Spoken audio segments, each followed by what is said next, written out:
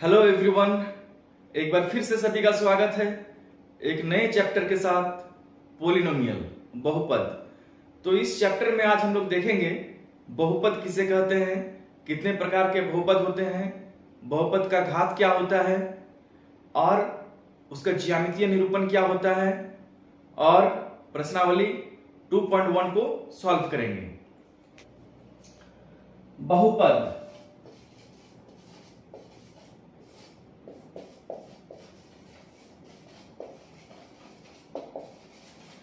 Polynomial. तो बहुपद किसे कहते हैं, पोलिनोमियल किसे कहते हैं? तो हमने बीजीय व्यंजकों का अध्ययन किया था, हमने बीजीय व्यंजकों को पढ़ा था, जैसे कि x square plus 2x plus 3, 4y square plus 6x plus 5, जैसे 4√y प्लस x प्लस 2। तो ये सब बीजीय व्यंजक हैं। तो बहुपद किसे कहते हैं? वैसा व्यंजक जिसके चरों का घातांक एक पूर्ण संख्या हो। तो ये सभी बीजीय व्यंजक हैं। अगर इस बीजीय व्यंजक की बात करें तो यहां पे x का घातांक है 2, x का घातांक है 1, x का घातांक है 0, y का घातांक है 2, x का घातांक है 1।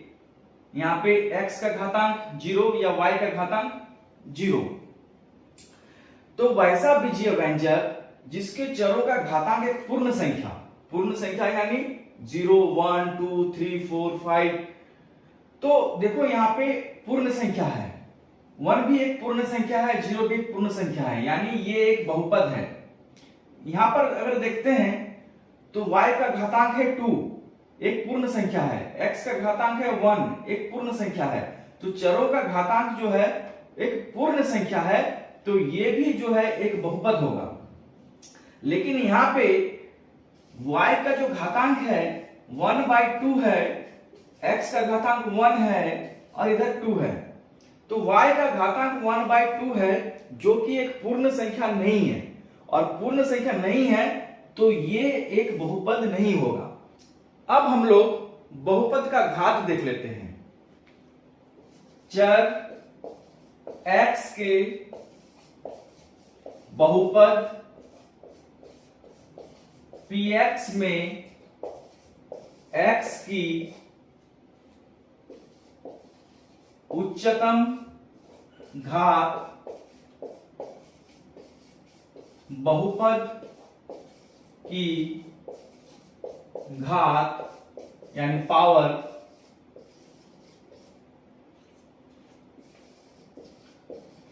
कहलाती है। यानी एक बहुपद ले लिया px बराबर हमने मान लिया अगर x⁵ plus 3x³ plus 2x square plus 1। तो ये चर x में एक बहुपद है, इसे हमने px मान लिया। इसमें चर का घात है 5, यहां पे घात है 3, यहां पे घात है 2। तो जो अधिकतम घात है, यहां पे अधिकतम घातांक है x का 5। तो अधिकतम घातांक 5 है, तो इस बहुपद की जो घात होगी, बहुपद px की घात होगी 5। यानी कोई चर दिया गया है, उसकी जो अधिकतम घातांक है वही बहुपद की घात होगी। दूसरा एग्जांपल ले लेते हैं py, y⁴ plus y square plus 1। तो यहां पे y का पावर 4 है, y का पावर 2 है और 1 है। अधिकतम कितना है? 4 है। तो यहां पे py की घात हो जाएगी 4। यानी जो भी बहुपद दिया है उसमें कोई चर है, उस चर का जो अधिकतम घात है वही बहुपद की घात कहलाएगी। अब बहुपद के प्रकारों को देख लेते हैं। घात 1 के बहुपद को रैखिक बहुपद कहते हैं। तो इसका व्यापक रूप हो जाएगा px बराबर ax प्लस b, जहां a तथा b वास्तविक संख्याएं हैं तथा a does not equal to 0 है। तो रैखिक बहुपद क्या हो जाएगा, एग्जांपल ले लेते हैं 2x प्लस 3। x का घात कितना है, 1 है, और अगर घात अगर 1 हो, किसी बहुपद का घात अगर 1 हो तो उसे हम लोग रैखिक बहुपद कहते हैं। जैसे 2x प्लस 0, यहां पे हमने b को 0 ले लिया, a 0 नहीं होगा, a का हमेशा कुछ ना कुछ मान रहेगा, कोई ना कोई वास्तविक संख्या अवश्य होगी 0 को छोड़ करके। तो इसको हम लोग इस प्रकार से लिख सकते हैं 2x, और ले लेंगे अगर चर y में अगर लेते हैं तो 2y प्लस 3 हो जाएगा, 3y प्लस 5 हो जाएगा, y प्लस 4 हो जाएगा। तो ये सब जो एग्जांपल्स हैं ये एक रैखिक बहुपद का उदाहरण है। रैखिक बहुपद यानी लीनियर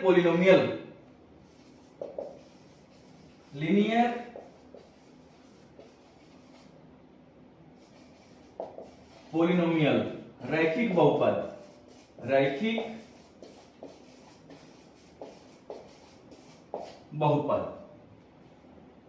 तो इस तरह का एग्जांपल्स हो जाएगा। अब द्विघात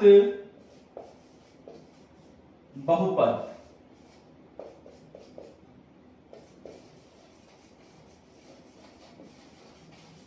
क्वाड्रेटिक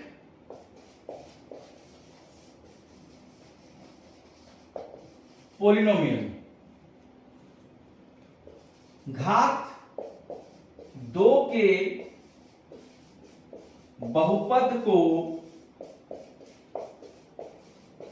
द्विघात बहुपद कहते हैं। यानी ऐसा बहुपद जिसका घात 2 हो उसे हम लोग द्विघात बहुपद कहते हैं। फॉर एग्जाम्पल चर x में एक बहुपद ले लेते हैं x² प्लस 2x प्लस 3। तो इस बहुपद का जो घात है वो है 2, और अगर किसी बहुपद का घात अगर 2 हो तो उसे हम लोग द्विघात बहुपद कहते हैं। इसका व्यापक रूप हो जाएगा चर x में px बराबर ax² plus bx plus c, जहां a b तथा c वास्तविक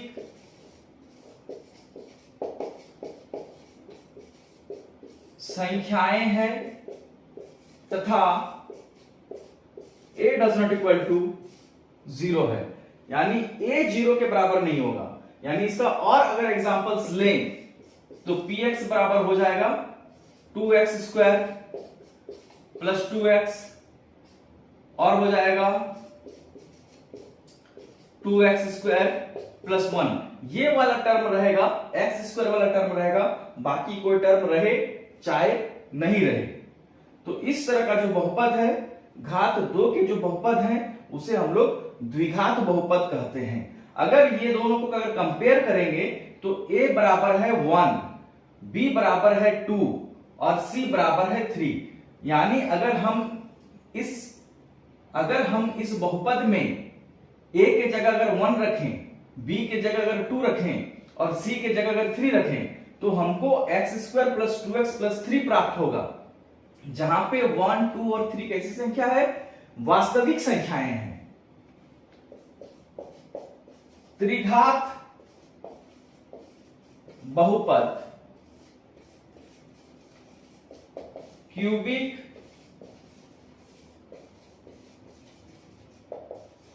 पोलिनोमियल। तो घात 3 के बहुपद को त्रिघात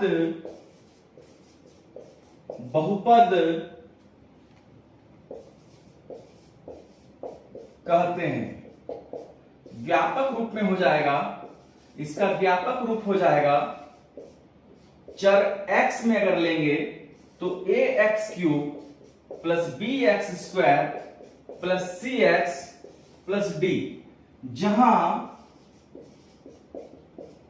a, b, c तथा d वास्तविक संख्याएं है तथा a ≠ 0 है। इसका एग्जांपल्स ले लेंगे तो एग्जांपल्स हो जाएगा px बराबर a के जगह 5 पुट करो तो 5x³, b के जगह 4 पुट करो 4x², c के जगह 1 पुट करेंगे तो x हो जाएगा, d के जगह 5 पुट करो तो 5 हो जाएगा। दूसरा एग्जांपल्स, x³ के जगह हम लोग 0 नहीं पुट कर सकते हैं, बाद बाकी कुछ भी पुट कर सकते हैं। a के जगह हम लोग पुट करते हैं -2 तो -2x³ हो जाएगा। b के जगह 0 पुट कर दिए, b के जगह जब 0 पुट कर देंगे तो हो जाएगा ये वाला 0 हो जाएगा, और c के जगह अगर हम लोग 0 पुट कर देंगे तो ये भी 0 हो जाएगा। d के जगह अगर हम लोग 1 पुट करेंगे तो ये 1 हो जाएगा। तो ये जो एग्जांपल्स हैं इसमें अधिकतम घात 3 है, अधिकतम घात 3 है। तो अगर किसी बहुपद के अधिकतम घात 3 हो तो उसे हम लोग त्रिघात बहुपद कहते हैं, क्यूबिक पोलिनोमियल उसे हम लोग कहते हैं। अब किसी बहुपद px का मान, यानी px का मान किसे कहते हैं? मान लो कि कोई बहुपद दिया गया है px बराबर x² + 2, तो यहां पे अगर बोला गया है कि x बराबर 2 पे px का मान निकालो तो हो जाएगा p2 बराबर हो जाएगा 2² + 2 यानी 4 + 2 = 6। तो x = 2 पर px का मान हो जाएगा 6। अगर इसके 2 के जगह अगर हम लोग अगर k पुट करेंगे तो p के बराबर हो जाएगा k² + 2। ये क्या कहलाएगा कि x = k पर बहुपद px का मान। तो अगर किसी बहुपद px का मान अगर हम लोग निकालते हैं तो उसमें जो मान दिया रहता है चर का, उस मान को हम लोग पुट कर देते हैं। तो पुट करने के बाद जो वास्तविक संख्या प्राप्त हुई वो कहलाता है बहुपद px का मान। बहुपद का शून्य, बहुपद का शून्य किसे कहते हैं? यदि px बराबर 2x + 2 दिया हुआ है और बोला गया है कि इसका शून्य ज्ञात करो, तो क्या करेंगे? px बराबर 0 करेंगे। px किसके बराबर है? 2x + 2 के बराबर है, तो 2x + 2 बराबर 0 करेंगे। दिस इंप्लाइज 2x बराबर हो जाएगा -2, दिस इंप्लाइज x बराबर हो जाएगा -2/2 कटेगा, दिस इंप्लाइज x बराबर -1।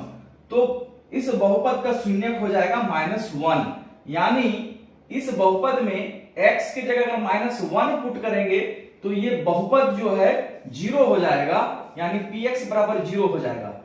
चर का वह मान जिसको पुट करने पर px जीरो हो जाए या py जीरो हो जाए, यानी कि वो बहुपद जीरो हो जाए, जीरो के बराबर हो जाए, तो हम लोग कहेंगे कि वो जो वास्तविक संख्या है वो उस बहुपद का शून्यक है।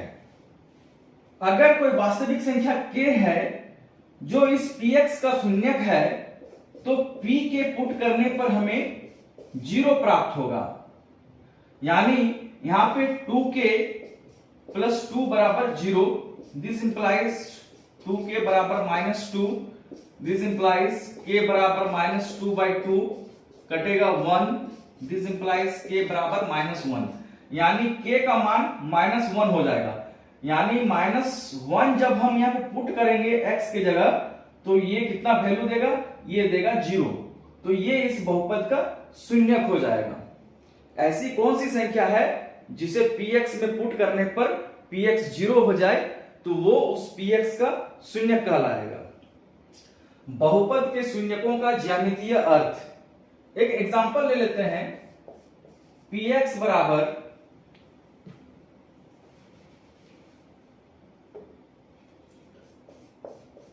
px बराबर 2x प्लस 2, तो इसका शून्य क्या हो जाएगा, 2x plus 2 is equal to 0, this implies 2x is equal to -2, this implies x is equal to -2/2, this implies x is equal to -1।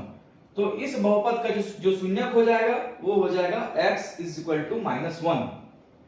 अब इसका ज्यामितीय अर्थ देखते हैं। तो y is equal to 2x plus 2 हम लोग लिख सकते हैं px की जगह y, यानी एक बॉक्स हम लोग बनाएंगे जहां पे हम लोग कोऑर्डिनेट पॉइंट लेंगे x y। x का मान जब हम लोग 0 रखते हैं तो 2 इंटू 0 प्लस 2, यानी y इज इक्वल टू 2 हो जाएगा। x इज इक्वल टू जब 1 रखते हैं तो 2 into 1 is equal to 2, 2 plus 2 is equal to 4। x का मान जब हम लोग -1 रखते हैं तो यहां पे हो जाएगा 0। तो हमें जो पॉइंट मिल रहा है वो 0, 2, पॉइंट B 1, 4, पॉइंट C -1, 0, पहले x कोऑर्डिनेट का मान फिर y कोऑर्डिनेट का मान। अब हम लोग ग्राफ खींचते हैं।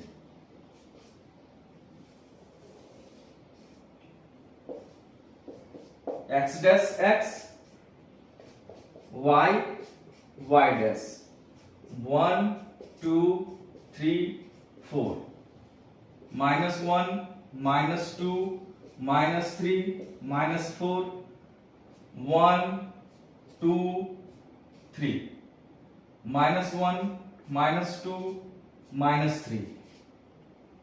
ओ ओरिजिन, तो यहां पे पहला पॉइंट है 0, 2, x का मान 0, y का मान 2, तो 0, 2 यहां हो जाएगा पॉइंट A 0, 2।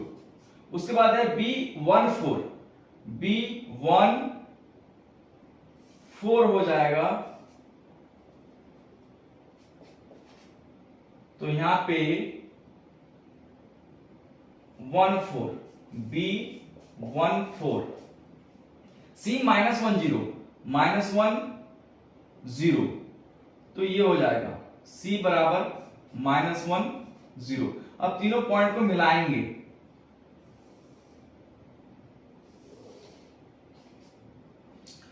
तो ये जो है y is equal to 2x plus 2 का ग्राफ बना।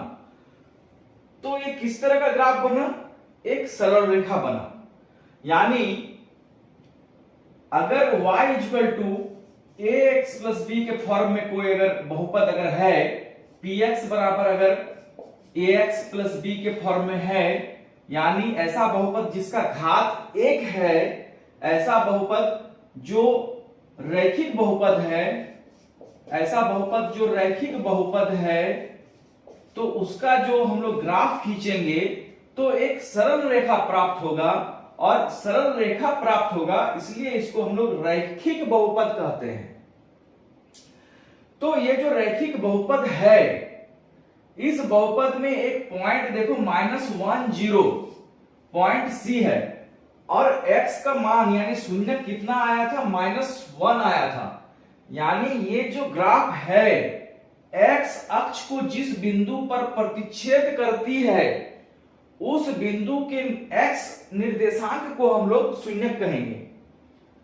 जो ग्राफ खींचे हम लोग, रैखिक बहुपद का जो ग्राफ बना, वह ग्राफ x अक्ष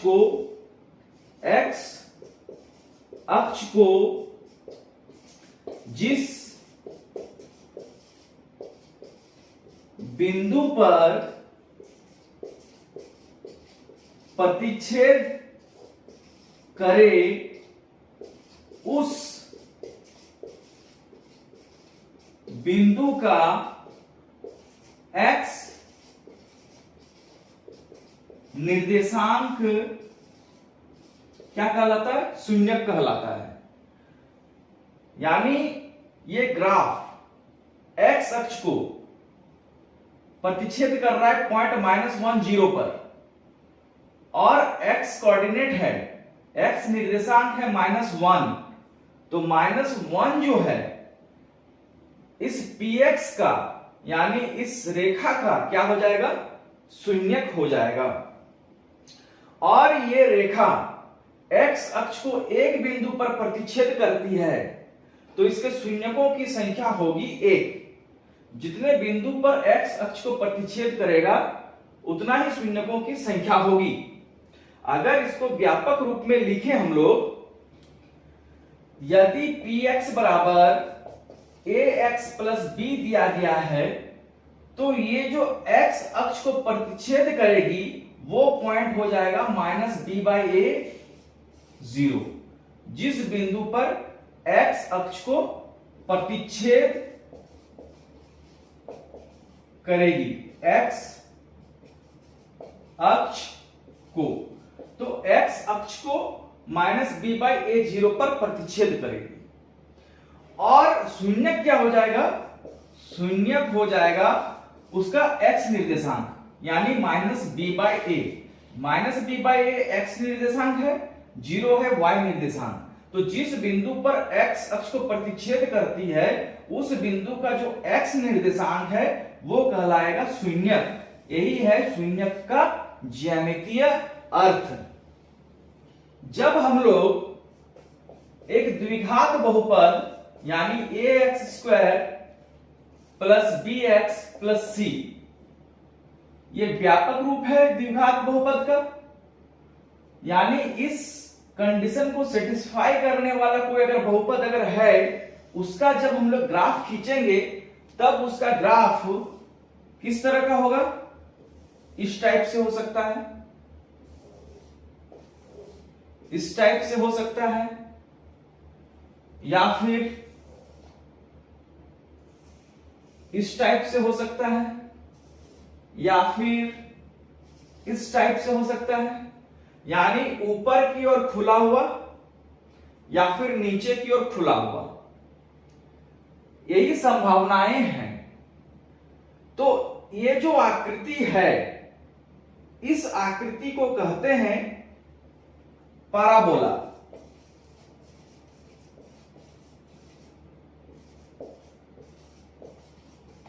परवलय।